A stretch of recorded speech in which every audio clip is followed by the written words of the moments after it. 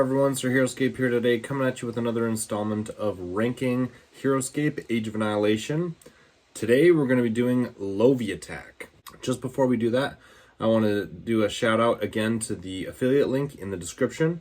Again, that's a great way to support the channel, and thank you again so much for all of you that have been doing your pre-orders and using that link. That's been awesome. So if you haven't made your pre-orders, by all means do so, and please use that link.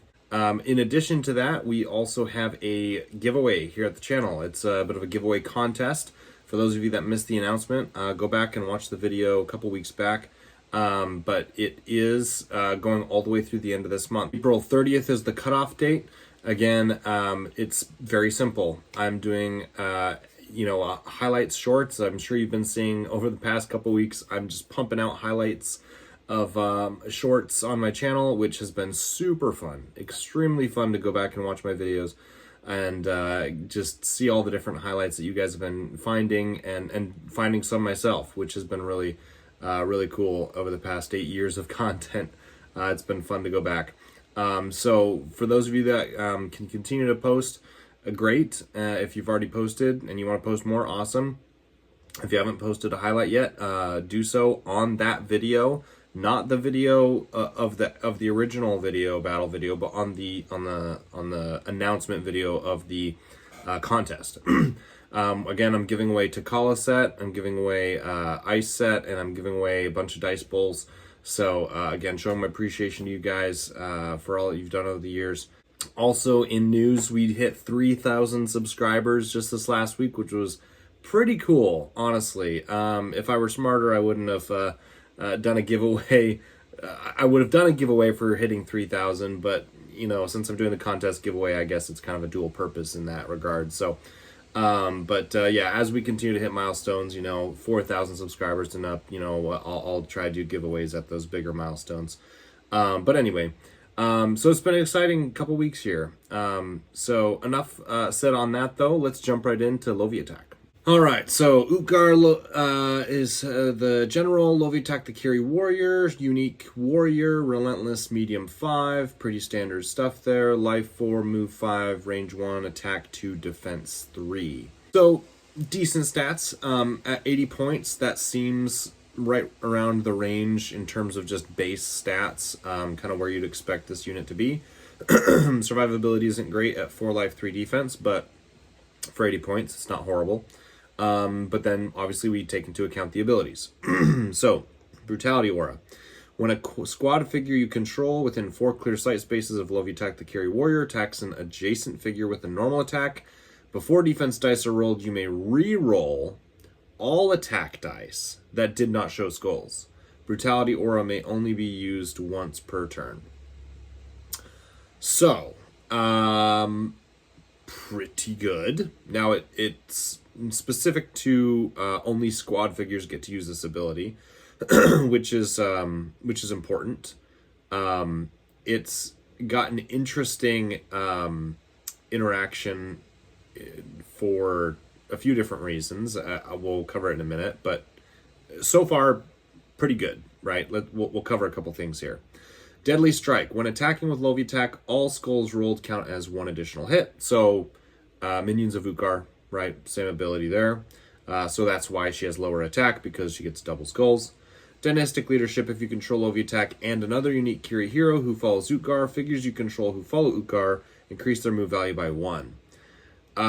Pretty good ability there. That's pretty significant. It has a lot of scalable implications there, which means because the buff is all Utgar units, that you can do some really cool stuff with that, right? So basically, as long as you meet the minimum requirement, her and another Kiri, then you can do all kinds of cool army building. Now, is it worth it for the extra movement? Not exactly sure, but something to think about. So let's talk about these abilities from the top down. First off, let's point out the obvious. She's relentless. So she bonds with Death Knights. Now, previously we had reviewed Raylan Age of Annihilation, and that was pretty obvious how Raylan made Death Knights increasingly better, right? Death Knights get -3 defense on their opponents with Raylan and the aura. Well, on top of that, now you've got an additional aura bonder that allows you to reroll attack. So, okay, Death Knights, not only do they get to bond with Raylan, and then you're rolling -3 defense, if they blank with their base 2 attack, you get to reroll it. So, somebody really likes Death Knights or really wants Death Knights to be competitive, because in our first wave of new Heroescape, we've got 2 bonders, both very affordable. You've got 80 points for Lovey Attack, 100 points for Raylan Age of Annihilation, both bond, both have auras, and both directly buff and help the Death Knights, which is pretty cool. And I have no problem with that. Death Knights are great, and they've been kind of on the low end of the power rankings for a very long time. So giving them a little bit of help is awesome. Is really cool. And what's also cool is dynastic leadership. The fact that they're giving you Raylan in this new wave and Lovey Attack as 2 Ukar-Kiri is pretty cool, right? So, and it's also very significant because they're the cheapest Ukar-Kiri that we have to date. So keep in mind, the only other unique Ukar-Kiri we have are, it's so easy to forget their names because they never get used. Taylord and Runa. Taylord and Runa. Runa's 120, never gets used because she's trash. Taylord's 180, never gets used because he's too much. Now, his ability is really great and really cool, and he's fun to throw in there once in a while, but at 180, he's just not worth his points. So, what you're looking at is a very real scenario where Lovey Attack and Raylan Age of Annihilation are going to be the ones drafted and bonded with Death Knights for this ability. Not only that, though, you are going to use this ability in a lot of other armies too, just to get the extra movement and make the army, do some cool things. So, for example, at a standard 500 points, you could do some fun stuff where for 180 points, you're getting Lovey Attack Raylan, and that's just to get the movement buff. And then you do something kind of cool like Stingers times 5. So Stingers times 5 at 60 points is 300, plus 180 is 480. Then you add in Marku at 20 as a filler. That's a 500-point army. Now, that doesn't mean it's going to be super awesome, but it's interesting, right? Because the fact that you have Raylan and Lovey Attack means that you meet the dynastic leadership bonus, so all Ukar figures get +1 movement. So that Lovey Attack gets +1, Raylan gets +1, and Stingers get +1. So all of a sudden, Stingers are now a 6-move, 5-range unit, which, again, doesn't necessarily make them, broken or amazing, but it's interesting, right? You can experiment with it and see kind of what bonus or what benefit that really does to the Ukar units, right? You could try that with other units as well. In fact, what's cool about it is you can use Raylan, early on, like the normal Raylan, where you just move her into the middle somewhere, try and use her aura. Lovey Attack, you probably just leave till the end game, right, for cleanup. But, you've got that, Brutality Aura that if you wanted to use Lovey Attack kind of in the mid-game to kind of get you some extra rerolls with Stingers, and hey, great, that'd be great, But it's not great because it has to be an adjacent attack. So I don't know. It's interesting. You have to kind of think these things through a little bit and theoryscape it. I like Lovey Attack a lot because she's providing a lot of different options in terms of army building and just doing some fun different things. What I don't like is that she doesn't directly synergize with, well, I'm lying. She does directly synergize with with the minions of Utgar, but in a way she doesn't. If you minions of Utgar have always been best on their own. And then when you need to fill them out to give them a little extra movement, you just add Atlaga. Atlaga is just always going to be the best option. At 90 points, he gives carte blanche, +1 movement to all Kiri in your army. That's how you build around the minions of Utgar. So, you have to do too much to get the movement bonus with Lovey Attack, right? You're going to draft Atlaga if you're going to go with that with Minions of Utgar. You're never going to go with Lovey Attack and Minions of Utgar because their Utgar's Orders ability is never worth it because it's not even bonding. It's just not worth it. So I don't like that aspect of it. Like, I think down the road there will hopefully be more direct synergy, or more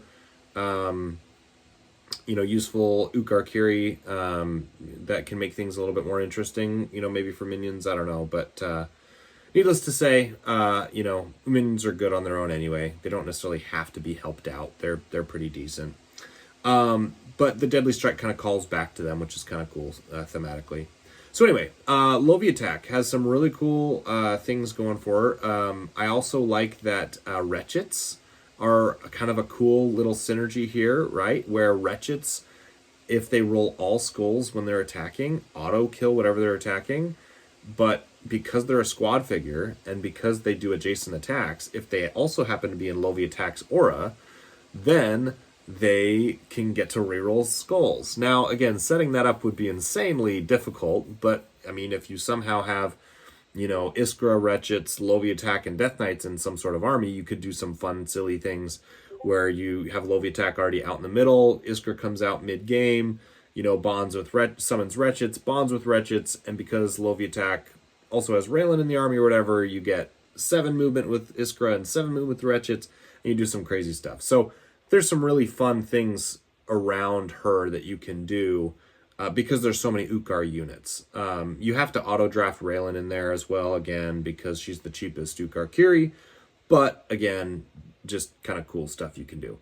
So, that's basically it. I mean, you can kind of take this and talk through things as you, think about it yourself and kind of theoryscape. But all in all, I think she offers a lot of cool options. But if I were to give her a grade right now, I'm going to say a solid B-. The reason for that is I think overall she's not going to really hold up in many battles outside of Death Knight armies. Outside of Death Knight armies, I think she's just kind of going to be really hard to set up to use her abilities. She'll sit in the start, and if you're drafting her with Raylan or another Ukarkiri to get the dynastic leadership, it's probably not worth it, right? It's interesting and it's fun, but it's probably not worth it. And so, I don't think she's going to be great. I think her best army will be Death Knights, and she'll have her place to be useful in those armies, but not amazing. So I think right now I'm sitting at a solid B-. I think that may change as time goes on if we learn how to use her, and if she actually becomes really good with the Death Knights, and maybe that goes up. But B- is where I'm sitting for Loviatak. Overall, I still really like her, and I like that she provides a lot of cool new army building ideas and options just with some of her abilities, which is, I think, awesome, which is just cool, right? So definitely still someone we'll probably figure out and see just how good she is. But for now, solid B-. So that's my ranking for Loviatak. Thank you guys for watching. We'll see you guys next time.